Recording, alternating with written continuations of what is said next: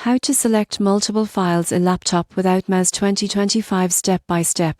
Most people get file selection wrong by relying solely on a mouse. In 2025, you can select multiple files using only your keyboard efficiently. Step 1. Navigate to the folder containing your files using arrow keys. Highlight the first file you want to select.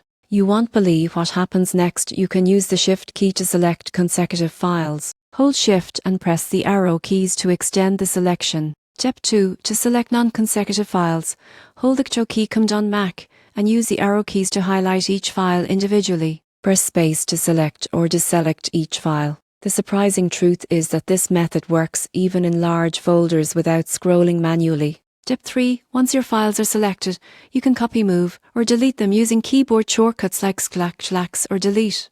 In conclusion, selecting multiple files without a mouse in 2025 is simple once you master Shift for consecutive selections and Ctrl or Command for non-consecutive selections. Using keyboard shortcuts can save time and improve workflow efficiency.